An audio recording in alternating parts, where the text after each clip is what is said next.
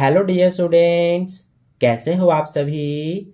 तो आज के इस वीडियो में हम कक्षा 8 का एनसीईआरटी मैथ्स का चैप्टर नंबर 1 जिसका नाम है परिमेय संख्याएं। तो आज के इस वीडियो में हम इसी चैप्टर को करेंगे। ठीक है, तो चलिए शुरू करते हैं। तो इस वीडियो में हम इस चैप्टर के जितने भी इम्पोर्टेंट पॉइंट्स हैं उनको ध्यान से समझेंगे, क्योंकि अगर आप इस वीडियो में बताई गई सभी पॉइंट्स को अच्छे से समझ लेते हो तो इस चैप्टर के सारे क्वेश्चंस को आप बड़े ही आसानी से कर सकते हो। ठीक है, तो इसीलिए वीडियो को लास्ट तक देखना और जितने भी पॉइंट्स मैं आपको समझाऊंगा उन्हें ध्यान से समझने की कोशिश करना। तो देखिए, सबसे पहले यहाँ पर मैंने कुछ संख्याओं के प्रकार लिखे हैं, तो इन्हें आपको सबसे पहले ध्यान से समझना है और आपको ये पता होना चाहिए कि ये किस प्रकार की संख्याएं होती हैं। जैसे सबसे पहले हमारा है प्राकृत संख्याएं, जिसे हम इंग्लिश में नेचुरल नंबर्स कहते हैं। तो प्राकृत संख्याएं कौन सी संख्याएं होती हैं? जो संख्याएं हमारी 1 से यानी कि 1 से शुरू होती हैं और आगे तक चलती जाती हैं, जैसे 1, 2, 3, 4, 5, 6, इसी तरह से आगे तक हमारी चलती जाती हैं। तो यही हमारी प्राकृत संख्याएं कहलाती हैं। ठीक है, और इन्हें हम गिनती वाली संख्याएं यानी कि काउंटिंग नंबर्स भी कहते हैं, क्योंकि हमें किसी चीज को अगर गिनना होता है तो हम 1 से शुरू करके ही तो गिनते हैं, है ना। तो इसीलिए ये हमारी कौन सी संख्याएं होती हैं? प्राकृत संख्याएं। इसके बाद अगला हमारा है पूर्ण संख्याएं, जिसे हम इंग्लिश में होल नंबर्स कहते हैं। तो पूर्ण संख्याएं कौन सी होती हैं? देखिए, इसमें सारी प्राकृत संख्याएं ही होती हैं, बस इसमें हमारा जीरो और जुड़ जाता है, यानी कि पूर्ण संख्याएं जीरो से शुरू होती हैं। जैसे 0, 1, 2, 3, 4, 5, इसी तरह से आगे तक चलती जाती हैं। ठीक है, तो देखिए, 0 के अलावा ये 1 और इसके आगे के सारी संख्याएं ये प्राकृत संख्याएं ही तो हैं, है ना। बस इसमें 0 और जुड़ गया तो ये हमारा पूर्ण संख्याएं बन गया। ठीक है, तो आई होप आपको पूर्ण संख्याएं भी समझ में आ गया और प्राकृत संख्याएं भी समझ में आ गया। इसके बाद अगला हमारा है पूर्णांक यानी कि इंटीजर्स। तो पूर्णांक कौन सी संख्याएं होती हैं? देखिए, इसमें ये पूर्ण संख्याएं सारी होती ही हैं, यानी कि 0, 1, 2, 3, 4, 5, इसी तरह से आगे भी। लेकिन इसमें हमारी जो ऋणात्मक संख्याएं होती हैं वो भी आती हैं, यानी कि 0 से पहले क्या आएगा? -1, फिर -2, इसी तरह से -3, -4, इसी तरह से आगे भी।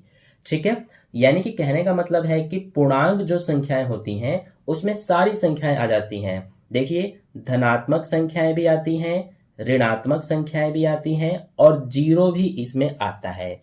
ठीक है, तो ये हमारी सारी पूर्णांक होती हैं, यानी कि इंटीजर्स नंबर होते हैं। तो आई होप आपको पूर्णांक भी अच्छे से समझ में आ गया। अब इसके बाद हमारा सबसे इंपॉर्टेंट जो कि इस चैप्टर का ही है, यानी कि इस चैप्टर का नाम भी परिमेय संख्याएं ही है। तो अब हम समझेंगे परिमेय संख्याएं यानी कि रैशनल नंबर्स। तो परिमेय संख्याएं कौन सी होती हैं? जिन संख्याओं को हम P/Q के रूप में लिख सकें वे हमारी परिमेय संख्याएं कहलाती हैं।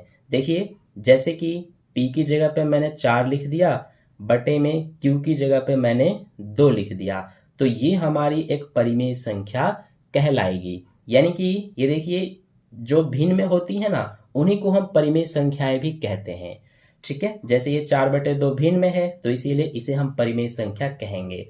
इसी तरह से जैसे कि 3/5, ये भी हमारा P की जगह पे 3 लिख दिया हमने, Q की जगह पे 5 लिख दिया, तो ये भी क्या है? एक परिमेय संख्या ही है। इसी तरह से जो माइनस में होती हैं, जैसे -1/4, तो ये भी हमारा एक परिमेय संख्या ही है। ठीक है, इसी तरह से -5/3, ये भी परिमेय संख्या है। और इसके अलावा जैसे मैंने यहाँ पर सिर्फ एक अंक का यहाँ पर लिखा हुआ है नंबर, तो क्या ये भी परिमेय संख्या है? तो हाँ, ये भी परिमेय संख्या है, क्योंकि 7 के नीचे कुछ नहीं है तो हम क्या करते हैं कि 7 के नीचे कुछ नहीं है तो हम 1 मानते हैं, क्योंकि ये अभी भी 7 ही माना जाएगा। अगर हमने इसके नीचे 1 लिख भी दिया है फिर भी ये 7 ही माना जाएगा। और ये हमारा देखिए इस रूप में है, P की जगह पे 7, Q की जगह पर 1, तो इसीलिए ये जो 7 है ये भी हमारा एक परिमेय संख्या ही है। इसी तरह से 8, 1, 9, 10 कुछ भी, ठीक है, वो भी हमारी परिमेय संख्या होती है। इसके अलावा जो 0 है ये भी हमारा परिमेय संख्या ही होता है। ठीक है, लेकिन अब अगर जैसे मैंने यहाँ पर लिख दिया 5/0, तो क्या ये भी परिमेय संख्या है? तो ये परिमेय संख्या नहीं है, क्योंकि परिमेय संख्या का एक कंडीशन होता है कि इस रूप में होना चाहिए और q की वैल्यू 0 नहीं होना चाहिए, यानी कि नीचे हमारा 0 नहीं होना चाहिए। 0 के अलावा कुछ और हो सकता है, लेकिन 0 नहीं होना चाहिए। ठीक है, तो इसीलिए ये जो 5/0 है ये हमारा परिमेय संख्या नहीं है। इसके अलावा जैसे 7/0 हमने लिख दिया तो ये भी हमारा परिमेय संख्या नहीं है। ठीक है, तो आई होप अब आपको समझ में आ गया कि परिमेय संख्याएं कौन सी होती हैं, पूर्णांक, पूर्ण और प्राकृत संख्या कौन कौन सी होती हैं। ठीक है, तो अब चलिए हम नेक्स्ट पॉइंट को समझते हैं। तो देखिए अगला पॉइंट है हमारा परिमेय संख्याओं के गुणधर्म, यानी कि हमने ये समझ लिया कि परिमेय संख्याएं कौन सी होती हैं। तो परिमेय संख्याओं के कुछ गुणधर्म होते हैं, जिसमें से पहला गुणधर्म है संवृत्त गुणधर्म। ठीक है, तो अब हम इसमें क्या करेंगे कि ये आप देख सकते हैं कि योग यानी कि जमा, घटा, गुणा और भाग है। तो हम ये अब चेक करेंगे कि जो हमारा ये संवृत्त गुणधर्म है इसमें ये योग यानी कि जमा, घटा, गुणा और भाग, इनमें से कौन कौन से इस गुणधर्म में अप्लाई होते हैं वो अब हम चेक करेंगे। यानी कि इनमें से कौन कौन से इस गुणधर्म में चलते हैं वो अब हम चेक करेंगे। ठीक है, तो कैसे करेंगे हम? सबसे पहले हम इसको करते हैं, यानी कि जमा वाले को। तो इसके लिए सबसे पहले यहाँ पर हम दो परिमेय संख्याएं ले लेते हैं। जैसे 3/5 हमने लिया और एक 7/5 लिया। ठीक है, ये हर जो है ये दोनों के मैंने बराबर लिए हैं ताकि इसको जोड़ने में आसानी हो। तो अब इनको हम जोड़ के देख लेते हैं। देखिए यहाँ पर मैंने क्या किया है, दो मैंने यहाँ पर परिमेय संख्याएं लिया है जिनको मैं जोड़ रहा हूं। तो जोड़ेंगे तो क्या आएगा, नीचे दोनों सेम है इसलिए इसको जोड़ते टाइम इसको एक बार लिख देते हैं और ऊपर वाले दोनों को जोड़ करके लिख देते हैं, तो ये आ जाएगा 10। यानी कि आपने यहाँ पर क्या देखा कि जब हमने ये दो परिमेय संख्याएं लिया और इनको अगर हम जोड़ रहे हैं तो जो हमारा ये आंसर आ रहा है 10/5, ये भी तो एक परिमेय संख्या ही है। यानी कि हम ये कह सकते हैं कि किन्हीं भी दो परिमेय संख्याओं को जोड़ने पर हमारा आंसर भी परिमेय संख्या ही आता है। ठीक है, तो इसीलिए जो हमारा ये योग है ये इस संवृत्त गुणधर्म में चलता है, यानी कि किन्हीं भी दो संख्याओं को जोड़ने पर हमारा आंसर भी परिमेय संख्या आता है। तो इसीलिए हम ये कह सकते हैं कि हमारा ये योग इस संवृत्त गुणधर्म में अप्लाई होता है, यानी कि संवृत्त गुणधर्म में योग चलता है। ठीक है, अब इसी तरह से हम ये घटा वाला चेक करेंगे। तो इसके लिए भी यहाँ पर हम परिमेय संख्याएं ले लेते हैं। जैसे एक 5/3 ले लेते हैं, दूसरा हम ले लेते हैं 4/3। तो अब इस परिमेय संख्या में से यानी 5/3 में से इसको घटा देंगे तो क्या आएगा, इसमें देखिए ये 3 सेम है हर, इसको एक बार लिखेंगे, ऊपर वाले इसमें से इसको घटा देंगे तो 1 बचेगा। यानी कि इस परिमेय संख्या में से इस परिमेय संख्या को हम घटा रहे हैं तो हमारा आंसर देखिए 1/3 आ रहा है, यानी ये भी तो एक परिमेय संख्या ही है। तो इसीलिए हम क्या कह सकते हैं कि अगर किन्हीं दो परिमेय संख्याओं को हम घटा रहे हैं तो हमारा आंसर भी परिमेय संख्या आ रहा है। इसीलिए ये जो घटाना है यानी कि ये वाला जो हमारा है ये भी इस संवृत्त गुणधर्म में चलता है। ठीक है, आई होप आपको ये समझ में आ रहा है। अगर नहीं आ रहा है तो आप आगे देखते जाइए, जब क्वेश्चंस को हम करेंगे तो आपको समझ में आने लगेगा। ठीक है, इसके बाद अगला हमारा है गुणा। तो अब हम इसको चेक करेंगे, यानी कि अब हम ये देखेंगे कि अगर हम किन्हीं भी दो परिमेय संख्याओं को गुणा करते हैं तो क्या हमारा आंसर भी परिमेय संख्या आता है। तो इसके लिए यहाँ पर हम परिमेय संख्या ले लेते हैं। जैसे यही वाला लेते हैं 5/3 और गुणा कर देते हैं इसको 4/3 को। तो देखिए कितना आएगा, इसको कैसे गुणा करते हैं, ऊपर वाले का ऊपर से 5 चौक 20, नीचे वाले का नीचे से 3 तिया 9। तो यहाँ पर आप क्या देख रहे हैं कि ये दो परिमेय संख्या हमने लिया, इनका गुणा कर रहे हैं तो हमारा आंसर भी परिमेय संख्या आ रहा है। यानी कि ये जो गुणा है ये भी हमारा इस संवृत गुणधर्म में चलता है, यानी कि गुणा भी अप्लाई हो रहा है इसमें। तो इस तरह से ये भी हो गया हमारा। अब इसको चेक करेंगे भाग वाले को। तो इसमें भी हम परिमेय संख्या ले लेते हैं। जैसे एक ले लेते हैं 3/5 और दूसरा ले लेते हैं हम 1/2। तो इसको अब हमें इससे भाग करना है। तो ये कैसे करते हैं आपको बहुत अच्छे से आता होगा। इस पहले वाले को उतार देते हैं, भाग की जगह पे गुणा आ जाता है और इसको पलट के लिख देते हैं, नीचे वाला ऊपर और ऊपर वाला नीचे। तो ये हो जाएगा 3 दूना 6 बटे में 5 एकम 5। तो यहाँ पर आप क्या देख रहे हैं कि जब हमने दो परिमेय संख्याओं को लिया और इसमें हम भाग कर रहे हैं तो हमारा इसमें भी आंसर परिमेय संख्या ही आ रहा है। ठीक है, लेकिन अब अगर मैं आपको एक दूसरा एग्जाम्पल से समझाऊं, जैसे 3/5 ये हमने एक परिमेय संख्या लिया और इसमें अगर हमें भाग करना है 0 से, क्योंकि 0 भी तो एक परिमेय संख्या होता है, मैंने आपको अभी पीछे समझाया था। तो इसीलिए अगर हम इस परिमेय संख्या से यानी कि 0 से 3/5 को भाग करेंगे तो हमारा आंसर क्या आएगा? हमारा आंसर आएगा अपरिभाषित, यानी कि नॉट डिफाइंड। ये अपरिभाषित का निशान होता है। तो इसीलिए यहां पर आप क्या देख रहे हैं कि हमने एक परिमेय संख्या लिया और एक दूसरा परिमेय संख्या लिया, तो दूसरे वाले से पहले वाले परिमेय संख्या को भाग कर रहे हैं, तो इसमें हमारा आंसर परिमेय संख्या नहीं आ रहा है। तो इसीलिए हम इसमें क्या कह सकते हैं कि जो हमारा ये भाग है, यानी कि दो परिमेय संख्याओं को भाग करने पर आंसर भी हमारा परिमेय संख्या आ रहा है, ये सही नहीं है। यहाँ पर तो आ रहा है, यानी कि कभी कभी हमारा आ सकता है लेकिन हर बार नहीं आएगा। ये अभी मैंने यहाँ पर आपको दिखा दिया। तो इसीलिए ये हमारा भाग जो है ये संवृत गुणधर्म में नहीं चलता है। ठीक है, आई होप आपको समझ में आ गया। अब आपके मन में ये क्वेश्चन आ रहा होगा कि क्या अगर हम गुणा वाले में भी 0 ले लेते हैं, माइनस वाले में भी और प्लस वाले में भी, तो क्या हमारा ये भी नहीं होगा? तो ये हो जाएगा। जैसे देखिए 3/5 में अगर हम प्लस करेंगे 0 तो हमारा आंसर 3/5 ही आएगा, यानी कि परिमेय संख्या आ रहा है। इसी तरह से अगर हम 5/3 में से 0 को माइनस करेंगे तो हमारा आंसर भी जो है वो परिमेय संख्या ही आएगा। इसी तरह से 5/3 में गुणा करेंगे 0 का तो हमारा आंसर 0 आ जाएगा। तो 0 भी तो परिमेय संख्या ही होता है। ठीक है, तो इसीलिए ये जो तीनों है ये हमारे इस गुणधर्म में चलते हैं लेकिन भाग नहीं चलता। ठीक है, तो आई होप आपको इतना समझ में आ गया है। अब इसके बाद चलिए नेक्स्ट पॉइंट को समझते हैं। तो देखिए अगला हमारा है परिमेय संख्याओं के गुणधर्म में ही अगला गुणधर्म है क्रम विनिमयता वाला। ठीक है, तो अब हम इस गुणधर्म में चेक करेंगे कि योग यानी कि जमा, घटा, गुणा और भाग में से कौन कौन से इस गुणधर्म में अप्लाई होते हैं। ठीक है, तो क्रम विनिमयता का क्या मतलब होता है, इसको सबसे पहले मैं आपको एक बार समझा देता हूं। जैसे देखिए यहाँ पर 2 और 3, इसको अगर हम जोड़ेंगे तो क्या आएगा? हमारा 5 आएगा।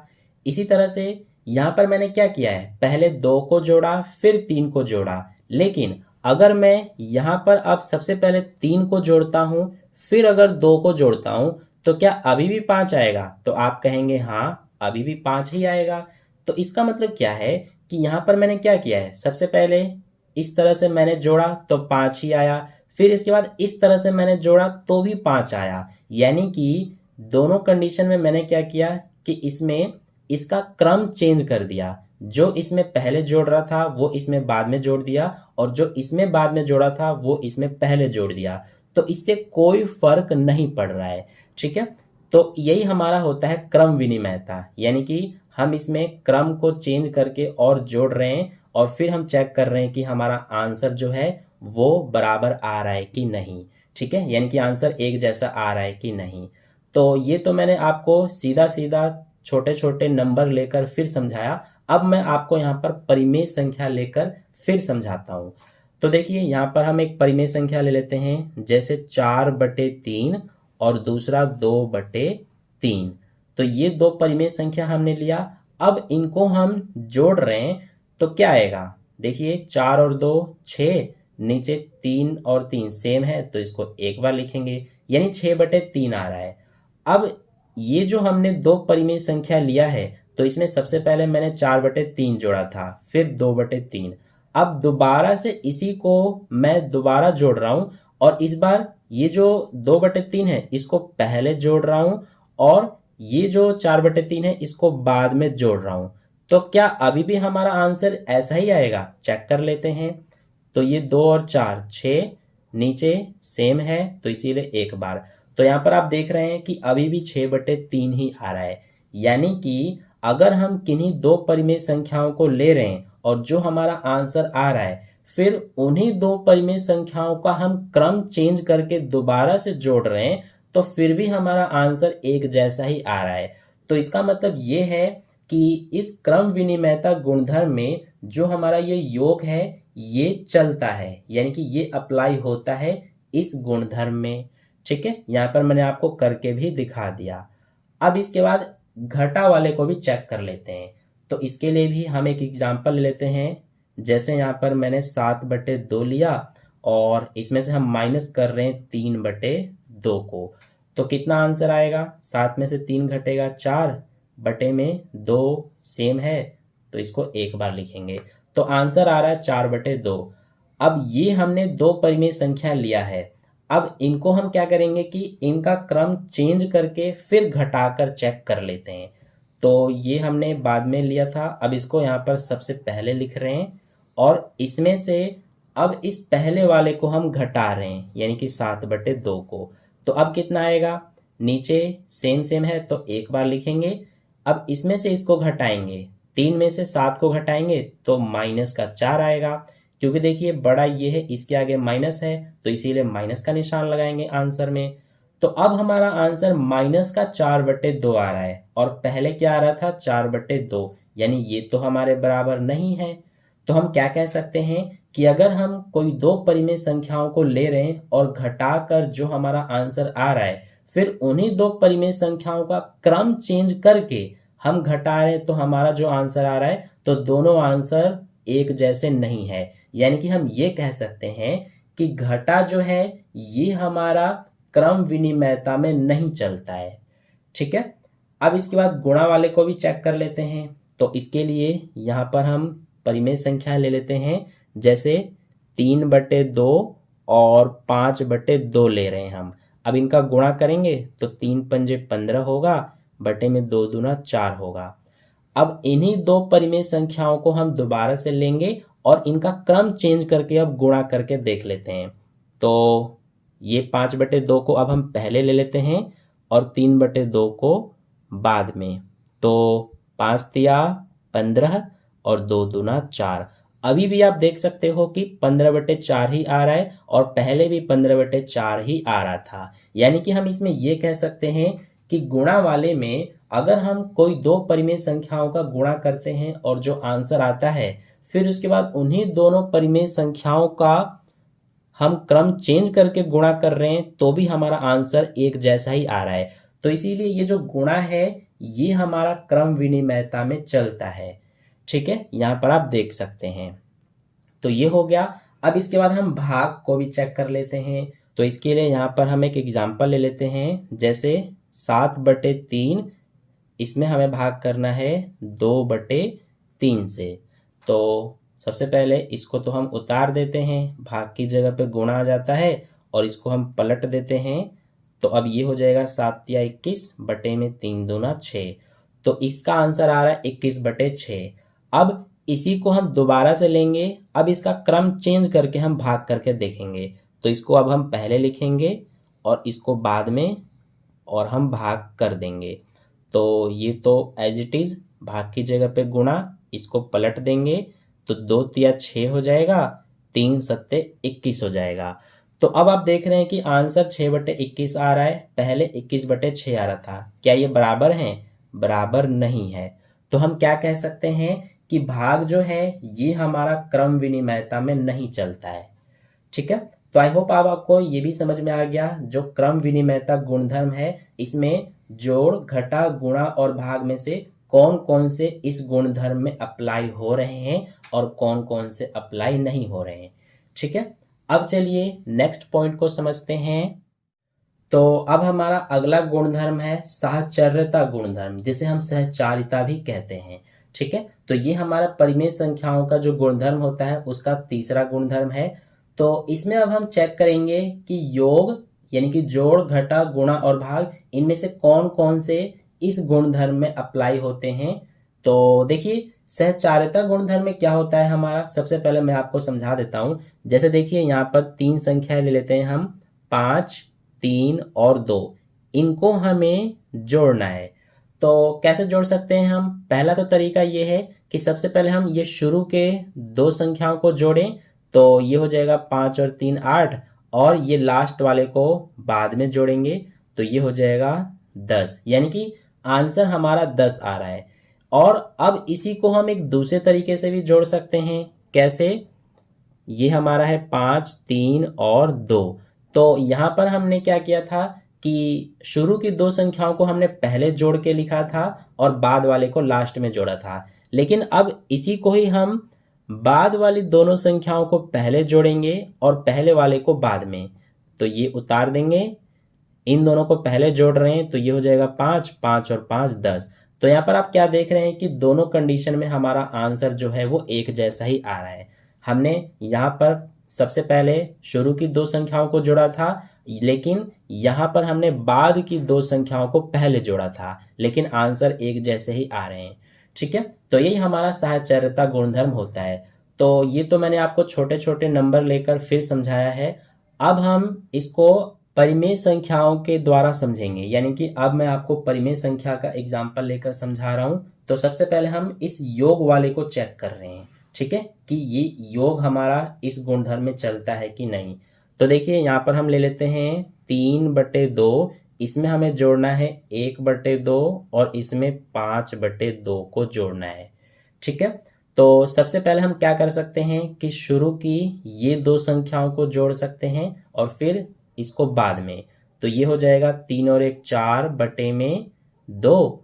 तो शुरू की दो संख्याओं को हमने पहले जोड़ दिया, अब इसको हम बाद में यानी कि यहाँ पर जोड़ रहे हैं तो ये आ जाएगा 9/2। अब इसी को हम दूसरे तरीके से भी जोड़ के देख लेते हैं। ये 3/2 है प्लस 1/2 प्लस 5/2। तो अब हम ये लास्ट की दो संख्याओं को पहले जोड़ रहे हैं, इसको हम बाद में जोड़ेंगे। तो ये हो जाएगा 1 और 5 6/2, 3 और 6 9/2। तो यहाँ पर आप क्या देख रहे हैं कि योग वाले में हमारा क्या है कि अगर हम शुरू की दो परिमेय संख्याओं को पहले जोड़ रहे हैं और बाद वाले को बाद में जोड़ रहे हैं, तो जो हमारा आंसर आ रहा है वही आंसर इसमें भी आ रहा है, जिसमें हमने बाद वाले दो संख्याओं को पहले जोड़ा और पहले वाले को बाद में। तो इसीलिए हम क्या कह सकते हैं कि साहचर्यता गुणधर्म में योग हमारा चलता है। ठीक है, अब घटा वाले को चेक करेंगे। तो इसके लिए भी यहाँ पर हम परिमेय संख्या ले लेते हैं। जैसे हमें 7/3 में से 4/3 को घटाना है और इसमें से 2/3 को घटाना है। तो सबसे पहले हम शुरू की ये दो संख्याओं को घटा के देख लेते हैं। तो 7 में से 4 घटाएंगे 3 और ये 3। अब इसको हम बाद में घटा रहे हैं, तो 3 में से 2 1 बटे में क्या आ जाएगा 3। तो ये आंसर आ रहा है 1/3। अब हम इसी को दूसरे तरीके से भी घटा के देख लेते हैं। ये हमारा -2/3। तो अब हम बाद वाली दो संख्याओं को पहले घटाएंगे, इसको हम बाद में घटाएंगे। ये -4 में से 2 2/3 सेम, 7 में से 2 घटाएंगे तो 5 और ये आ जाएगा हमारा 3। तो यहाँ पर आप क्या देख रहे हैं कि 5/3 आ रहा है और यहाँ पर 1/3। तो अब हम क्या कह सकते हैं कि जो घटा है ये हमारा साहचर्यता गुणधर्म में नहीं चलता है। ठीक है, यहाँ पर मैंने आपको समझा दिया है। तो ये हमारा हो गया। अब हम चेक करेंगे गुणा को। ठीक है, तो इसके लिए सबसे पहले हम इसको मिटा देते हैं। तो देखिए, गुणा वाले को चेक करने के लिए हम परिमेय संख्याएं ले लेते हैं कुछ। जैसे 1/2 गुणा में 3/2 और गुणा में 5/2। ये हमने 3 परिमेय संख्या लिया। सबसे पहले हम ये शुरू की दो संख्याओं को गुणा करके देख लेते हैं। तो ये आ जाएगा 3 एकम 3/2 दूना 4 गुणा में ये हमारा है 5/2, तो 3 पंजे 15 बटे में 4 दूना 8, 15/8 आ रहा है। अब हम इसी को दूसरे तरीके से कर लेते हैं। ये 1/2 गुणा 3/2 गुणा 5/2 है। तो अब हम बाद वाली दो संख्याओं को पहले गुणा कर रहे हैं, इसको पहले वाले को बाद में करेंगे। 3 पंजे 15 बटे में 2 दूना 4, 15 एकम 15 बटे 2 चौक 8। तो यहाँ पर आप क्या देख रहे हैं, दोनों ही कंडीशन में हमारे आंसर एक जैसे आ रहे हैं। तो इसीलिए हम क्या कह सकते हैं कि गुणा हमारा जो है इस गुणधर्म में चलता है। ठीक है, अब इस लास्ट भाग वाले को भी चेक कर लेते हैं। आप चाहे तो इसे अपने दिमाग में करके भी चेक कर सकते हैं। ठीक है, तो यहाँ पर एग्जांपल ले लेते हैं, जैसे 5/3 इसमें हमें भाग करना है 2/3 से, और इसमें 1/3 से भाग करना है। तो सबसे पहले हम इन दोनों को ले लेते हैं, इन दोनों को भाग करेंगे। तो ये भाग कैसे करेंगे हम, इसमें गुणा का निशान आ जाएगा, इसको पलट देंगे तो ये आ जाएगा 15/6 आ जाएगा। फिर इसको भी करेंगे हम, तो इसकी जगह पे भी गुणा आ जाएगा और इसको भी पलट देंगे तो ये हमारा हो जाएगा गुणा में 3/1। तो 15 तिया 45/6 एकम 6 आ जाएगा इस पूरे को सॉल्व करने पर। अब इसी को हम दूसरे तरीके से भी कर लेते हैं। तो ये 5/3 डिवाइड में 2/3 डिवाइड में 1/3। तो अब हम बाद वाले जो हैं ये दोनों, इनको पहले कर रहे हैं, अब इसको बाद में करेंगे। तो इसको जब करेंगे हम तो कितना आ जाएगा, ये आ जाएगा हमारा 6/3। अब इन दोनों को करेंगे तो ये हो जाएगा हमारा ये 15/18। ठीक है, तो यहाँ पर आप क्या देख रहे हैं, 15/18 आया, यहाँ पर 45/6 आया था। तो आंसर एक जैसे नहीं आ रहे, तो इसमें हम क्या कह सकते हैं कि भाग हमारा नहीं चलता है साहचर्यता गुणधर्म में। ठीक है, तो आई होप इतना आपको अच्छे से समझ में आ गया है। तो ये कुछ परिमेय संख्याओं के गुणधर्म थे। ठीक है, 3 गुणधर्म थे, मैंने आपको समझा दिया। अब हम कुछ और जो इंपॉर्टेंट पॉइंट्स हैं उनको समझ लेते हैं। तो देखिए अगला हमारा पॉइंट है एक संख्या का ऋणात्मक। जैसे देखिए हमारे पास ये एक परिमेय संख्या है 2/5, तो इसका ऋणात्मक क्या होगा, बहुत ही सिंपल है, 2/5 है हमारा, इसके आगे कोई निशान नहीं है, यानी कि ये हमारा प्लस का माना जाएगा। तो इसका ऋणात्मक क्या हो जाएगा, माइनस का 2/5 हो जाएगा, है ना, क्योंकि ये हमारा प्लस का 2/5 था तो इसमें निशान प्लस का था, तो इसका ऑपोजिट निशान यानी कि माइनस का निशान लगा देंगे तो ये हमारा ऋणात्मक हो गया 2/5 का। ठीक है, इसी तरह से अब जैसे अगर हमें माइनस का 2/5 दिया हो तो इसका ऋणात्मक अब क्या होगा, तो कैसे करेंगे हम, हमें -2/5 दिया हुआ है तो इसका ऋणात्मक हमसे पूछा है, तो इसमें हम माइनस का गुणा कर देंगे तो ये हो जाएगा हमारा माइनस और माइनस प्लस, यानी कि प्लस का 2/5 हो जाएगा, यानी -2/5 का ऋणात्मक क्या होगा, प्लस का 2/5। ठीक है, तो ये हमारा होता है संख्या जो होते हैं उनका ऋणात्मक। अब ये जो हमारा -2/5 का ऋणात्मक है 2/5, इसी को हम कहते हैं योज्य प्रतिलोम। और इसको आप ध्यान से समझ लेना क्योंकि योज्य प्रतिलोम से रिलेटेड आपके प्रश्नावली में क्वेश्चंस पूछे गए हैं। ठीक है, तो ये होता है हमारा योज्य प्रतिलोम। ऐसे ही 2/5 का योज्य प्रतिलोम ये रहा -2/5, यानी किसी संख्या का अगर आपसे योज्य प्रतिलोम पूछा जाता है तो आप उस संख्या का निशान चेंज करके लिख देंगे तो वही उसका योज्य प्रतिलोम हो जाएगा। ठीक है, अब इसमें एक और चीज इंपॉर्टेंट है कि जैसे ये 2/5 है तो इसका योज्य प्रतिलोम क्या है, माइनस का 2/5 है, तो इसको और इसको दोनों को लेकर और अगर हम सॉल्व करते हैं तो हमारा आंसर 0 आता है हर बार। देखिए 2/5 -2/5 सॉल्व करेंगे तो आंसर 0 आएगा। ठीक है, तो ये होता है हमारा योज्य प्रतिलोम में। अब इसके बाद अगला हमारा पॉइंट है, यहीं पर मैं लिख देता हूं, ये हमारा है व्युत्क्रम। ठीक है, व्युत्क्रम का मतलब क्या होता है, जैसे यहाँ पर हमें एक संख्या दिया हुआ है 2/5, तो इसका हमसे व्युत्क्रम पूछा गया है। तो व्युत्क्रम यानी कि रेसिप्रोकल। तो इसका व्युत्क्रम बताने के लिए क्या करेंगे हम कि इसको हम पलट के लिख देंगे, यानी जो नीचे है वो ऊपर चला जाएगा और जो ऊपर है वो नीचे आ जाएगा। तो 2/5 का व्युत्क्रम क्या हो जाएगा, 5/2 हो जाएगा। तो ये जो 2/5 का व्युत्क्रम है 5/2, इसी को हम बोलते हैं गुणात्मक प्रतिलोम। और इसको आप ध्यान से समझ लेना इसे भी, क्योंकि इससे रिलेटेड क्वेश्चंस भी आपके प्रश्नावली में यानी कि आपके इस चैप्टर में पूछे गए हैं। ठीक है, तो ये होता है हमारा गुणात्मक प्रतिलोम। आई होप आपको समझ में आ गया कि योज्य प्रतिलोम क्या होता है और गुणात्मक प्रतिलोम क्या होता है।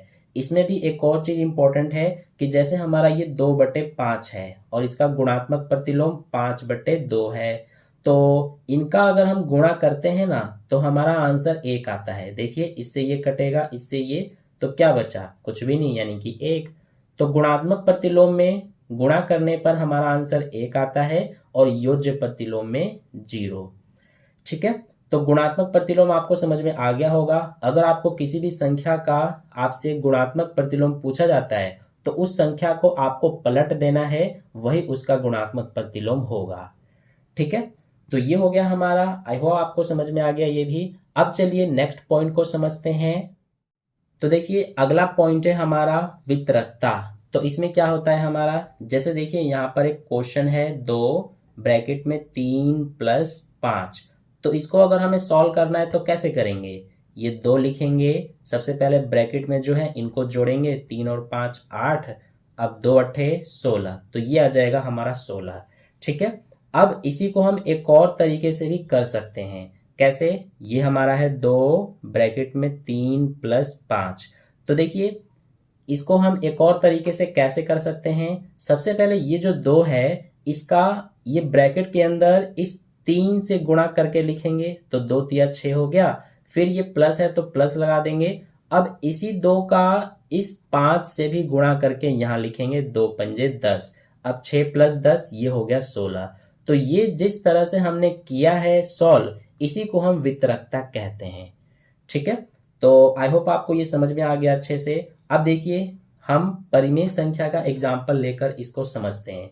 जैसे ये 3/5 है, ब्रैकेट के अंदर 2/3 + 3/4 है।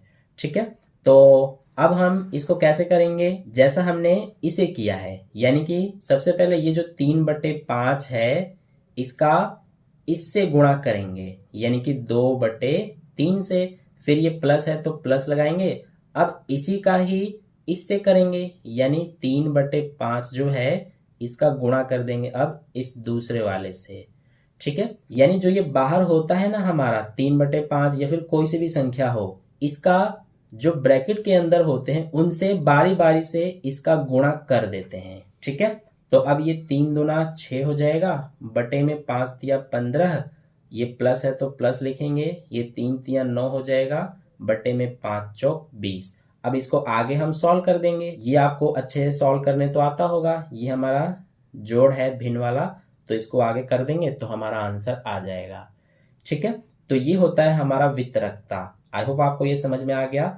अब चलिए नेक्स्ट पॉइंट को समझते हैं। तो अगला पॉइंट है हमारा कि परिमेय संख्या का संख्या रेखा पर निरूपण, यानी कि परिमेय संख्याओं को हम संख्या रेखा पर कैसे दिखाते हैं वो अब हम सीखेंगे। तो एक एग्जांपल ले लेते हैं, जैसे 2/3 ये एक परिमेय संख्या है, इसको हमें संख्या रेखा पर दिखाना है। ठीक है, तो कैसे दिखाएंगे हम, सबसे पहले जो ये हमें दिया हुआ है परिमेय संख्या 2/3, इसमें हम इस नीचे वाले से ऊपर वाले में भाग कर देते हैं। तो ये छोटा है इसीलिए 0 बढ़ाएंगे, तो यहाँ पे पॉइंट आएगा, पॉइंट से पहले 0 लिखते हैं, तो ये हो जाएगा 3 × 6 18। अब ये 2 बच जाएगा, हमारा आंसर आ रहा है 0.6। तो ये जो 0.6 है ये हम देखेंगे कि ये हमारा जो है ये 0 से तो बड़ा है ना, लेकिन ये 1 से छोटा है, यानी कि ये हमारा जो है 0.6 वो 0 और 1 के बीच है।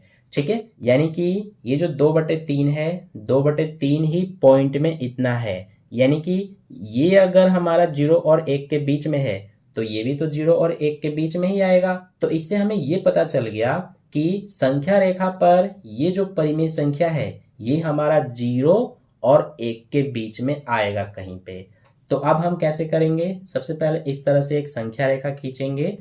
तो हमें पता चल गया कि ये 0 और 1 के बीच आएगा, तो इसीलिए यहाँ पर हम 0 लिख देंगे। अब इसमें हम देखेंगे नीचे क्या है, नीचे 3 है, तो इसीलिए इसमें हम 3 बराबर हिस्से बनाएंगे।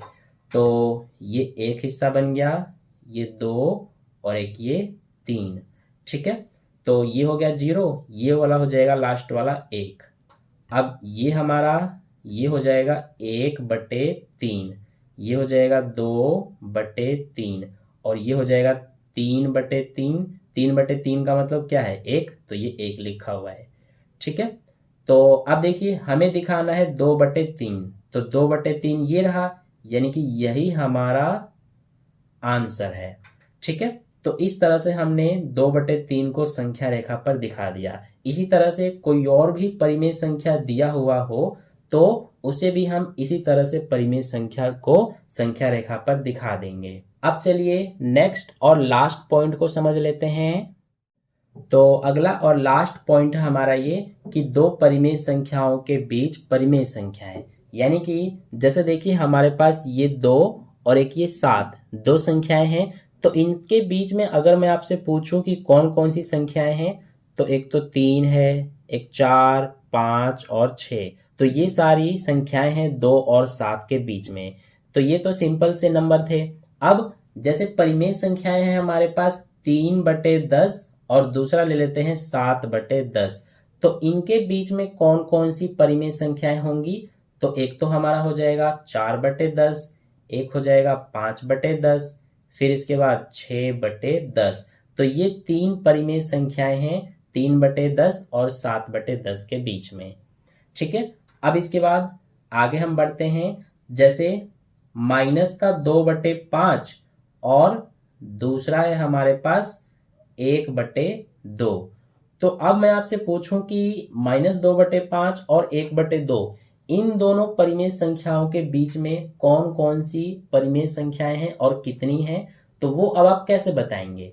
तो इसके लिए सबसे पहले हमारा पहला काम ये होता है कि जो हमें ये परिमेय संख्याएं दी हुई हैं इनमें हम देखते हैं कि हर इनके बराबर है कि नहीं। यहाँ पर देखिए हर दोनों के बराबर थे, ठीक है, लेकिन यहाँ पर दोनों के हर बराबर नहीं है। तो पहला काम हमारा ये होता है कि हम इनके हर को बराबर करते हैं। कैसे करेंगे, अगर हम 2 का गुणा कर देते हैं और इसमें 5 का, तो ये भी 10 हो जाएगा, ये भी 10 हो जाएगा। तो देखिए करेंगे, अब हम -2/5 है, इसमें हम 2 का गुणा कर देंगे। अब नीचे 2 का गुणा किया है तो ऊपर भी हमें करना पड़ेगा, तो ये हो जाएगा -4, नीचे आ जाएगा 10। अब ऐसे ही इसमें भी कर देंगे, 1/2 है, 2 है तो हमें 5 से गुणा करना पड़ेगा तभी तो 10 होगा। अब नीचे 5 से किया है तो ऊपर भी करना पड़ेगा, तो ये हो जाएगा 5/10। तो ये आ रहा है -4/10 और ये 5/10। अब दोनों के हर बराबर हो गए। अब इनमें देख लेंगे इन दोनों के बीच में कौन कौन सी परिमेय संख्या है।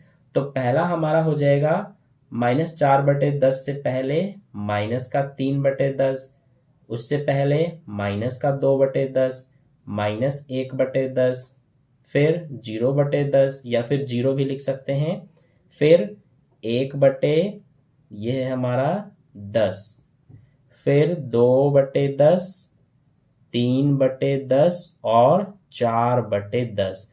तो ये सारी परिमेय संख्याएं हैं हमारी इसके और इसके बीच में, ठीक है। तो ये कितनी है, ये है 1 2 3 4 5 6 7 8, ये टोटल 8 है। लेकिन अगर आपसे पूछ लिया जाए कि इन दोनों के बीच में 20 परिमेय संख्याएं बताइए, तो आप कैसे बताएंगे। बहुत ही इजी है, यहाँ पर हमने 2 का गुणा किया था और यहाँ पर 5 का, यहाँ पर आप 2 के बदले में 3 का कर सकते हैं, 4 का कर सकते हैं, 5 का कर सकते हैं, यानी कि उतने से आपको इसमें गुणा करना पड़ेगा ताकि 20 परिमेय संख्याएं आ जाएं, ठीक है। 20 से ज्यादा भी हो जाएंगे तो भी चलेगा, ठीक है। जैसे यहाँ पर अगर आप 4 का गुणा करते हैं तो ये हो जाएगा 5 चौके 20। अब यहाँ पर भी आपको कुछ ऐसा ही गुणा करना पड़ेगा ताकि ये भी 20 बन जाए। तो आपको 10 से करना पड़ेगा। अब नीचे किया है 10 से तो ऊपर भी, इसमें 4 से किया है तो ऊपर भी। ठीक है, तो ये हमारा हो जाएगा 20 और ये भी 20। तो फिर आप देख सकते हैं कि कितनी परिमेय संख्याएं होंगी। तो ये कुछ इंपॉर्टेंट पॉइंट्स थे जो इस चैप्टर से रिलेटेड थे। ठीक है, तो आई होप आपको सारे पॉइंट्स अच्छे समझ में आ गए हैं। तो अगर आपको वीडियो अच्छा लगा है ना, तो वीडियो को एक लाइक ज़रूर कर देना और अपने दोस्तों के साथ भी शेयर कर देना ताकि उन्हें भी इससे बेनिफिट मिले। और अगर आपने अभी तक चैनल को सब्सक्राइब नहीं किया है तो चैनल को सब्सक्राइब करके बेल आइकन पर क्लिक कर लेना ताकि नेक्स्ट वीडियो जैसी अपलोड की जाए उसका नोटिफिकेशन सबसे पहले आप तक पहुंच जाए। ठीक है, तो मिलते हैं फिर नेक्स्ट वीडियो में प्रश्नावली 1.1 के क्वेश्चंस के साथ। तब तक के लिए अपना ध्यान रखिए। धन्यवाद।